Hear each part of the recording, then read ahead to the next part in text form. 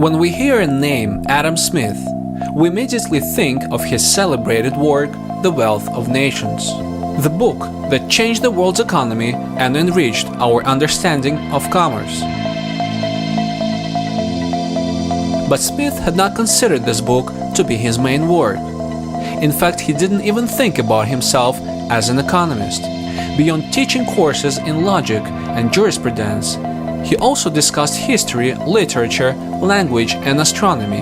But above all, Adam Smith considered himself a moral philosopher.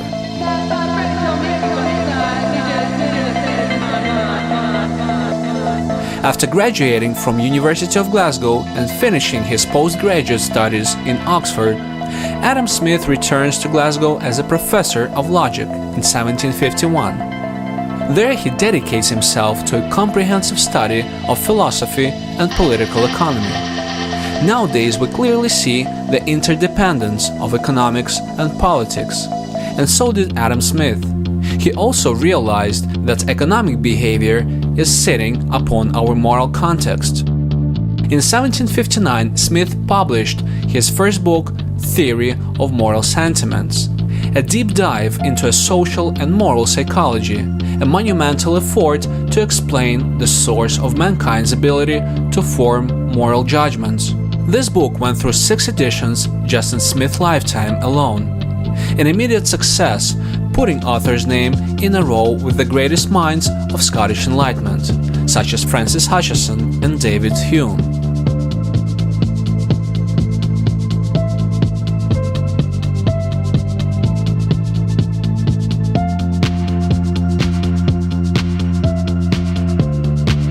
Theory of Moral Sentiments unfolds complex social structure of our society, disclosing our vulnerability before collective approval and disapproval of our actions, thoughts, and aspirations.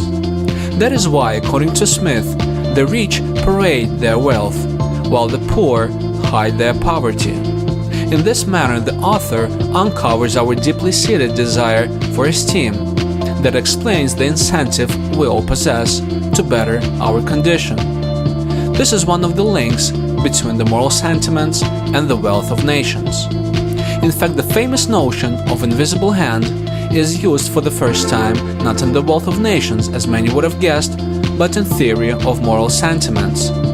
In Part 4, Chapter 1, the author says, "The rich are led by an invisible hand to make nearly the same distribution of the necessaries of life, which would have been made had the earth been divided into equal portions among all its inhabitants." Another well-known concept used in this book is Impartial Spectator. We solve our moral dilemmas on a daily basis by engaging in a set of internal conversations with a fictitious entity, which represents a totality of everything that we've learned about good and bad, right or wrong, our internal moral compass.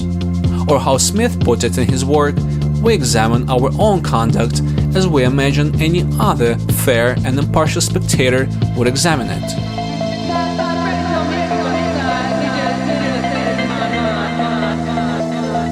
The Wealth of Nations can be viewed as a logical extension of the Theory of Moral Sentiments, where one explains the core and mechanisms of consumer psychology, while the other provides effective ways of its practical implementation. Despite not having an immediate connection with the political processes, these 2 books transformed our understanding of how our society functions, unveiling numerous methods for its improvement. One can spot an immense influence of Smith's moral philosophy upon major political economists and prominent politicians of Industrial Revolution, as well as post-industrial era. Essentially, the roots of modern capitalist society stem from moral philosophy of Scottish thinker Adam Smith.